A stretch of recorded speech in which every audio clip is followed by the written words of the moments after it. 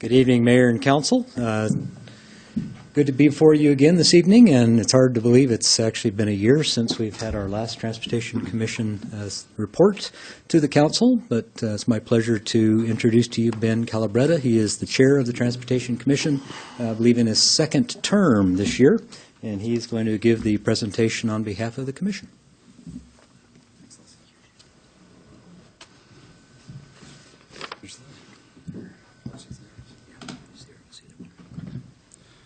Great. Thank you for having me. Again, my name is Ben Calabretta.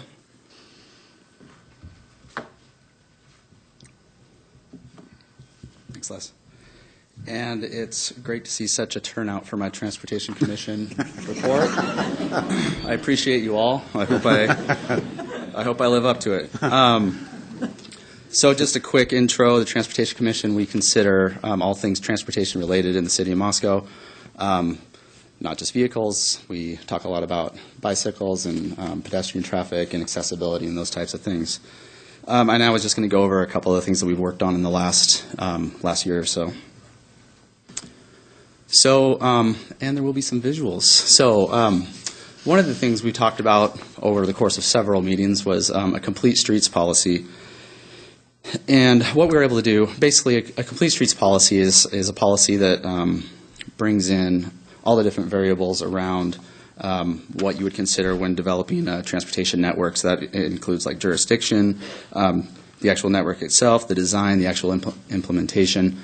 And working with city staff, we were able to review different policies from around the country, some well-written ones, some not so well-written, from communities of the same size as ours and have the same kind of concerns, and really kind of pick and choose what we liked, and then kind of turn it around, and I'm not sure if that's what maybe Les intended, but it kind of ended up being a bit of a review of what he already does and what they already do for the city of Moscow when considering these kind of things. So, with what is a complete street? I guess we can just talk about that. A safe, comfortable, and convenient travel via automobile, foot, bicycle, and transit. So it's really trying to address all modes of transportation. And so anyway, the policy's not up there, but we did finish a policy, and it will be coming up for a recommendation to the council soon. But anyway, so the good thing is everything that the city of Moscow is doing already fits within like a complete streets policy. It's just really about getting it written down and making sure that if something were to happen to our staff, that someone could pick it back up and know what exactly needed to happen to make sure that transportation was taken care of for anyone really. Next, so I wanted to hit on. There's been just in the last year we've had several kind of concerns coming from citizens, and once someone finds out you're on the Transportation Commission, these kind of things come up. So one of the main ones with our winter was the snow routes, and we all see signs throughout the city about the snow routes and not to park there and all that good stuff. It's been almost a decade, I want to say, before we actually since this was originally developed. What does that say? 2009? Yeah, well, 8 years, let's say. So we asked city staff to come in and kind of give us an overview of what the emergency snow routes, what that whole procedure is, or what that even means, because this is the first winter in a long time we've had to really worry about it. So anyway, we reviewed the snow routes, and it led to a lot of discussion about one particular street that isn't a snow route, and the one that's circled up there in red, and that's Blaine Street, south from 6th. So heading south from 6th Street all the way down to like the East Side Marketplace. And really it's a heavily used pedestrian traffic. I mean, obviously a lot of automobile traffic uses it too, but a lot of pedestrians use it, lots of houses around there. So anyway, there's a lot of discussion about that, and we made a recommendation that be included in the snow route, as one of the snow routes. One thing we did learn is it never really gets to a point where it's the emergency snow route is put into action. Like it came close. It never gets so bad that happens, but this does help, like Parks and Rec, figure out which sidewalks to clear off first with their plows and things like that. So that's one of the things we've talked about. The next thing was there was another citizen concern was about street lighting, and funny enough, the first time it came up, it was about the lack of street lighting in someone's house, and they talked to me about it, and it just happened to coincide with another. It didn't come to me, but I heard from another person about how the lights were too bright, and so it comes from both sides, and we understand it. But anyway, so what we did was just learn more about what the actual policy is, or like what a map would look like, and this kind of gives you the layout of what the lights look like and where, like on a block, street lights would be, basically at intersections.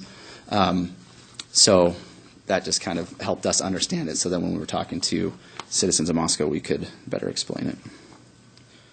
Some other things, every once in a while we'll get waivers from developers to, or we'll get requests for waivers from developers to not maybe have to put in like a sidewalk or something because it doesn't necessarily make sense with the topography. So those are the types of things we will consider and make recommendations to council. I believe that's council. That sounds right. And then some other things we consider are when citizens or property owners want to have right-of-ways or easements vacated so that they can build on them, for example. So these are we don't obviously make the call on whether this happens. We just consider it from a transportation point of view, and then give our thoughts to the council. And finally, just kind of one of the funner things that we did. This is a pamphlet put together by the Chamber of Commerce, and they thought enough of us to ask for our input regarding like bicycle routes and pathways, and we had input on this map, which is more of Palouse-centric, so you can kind of see.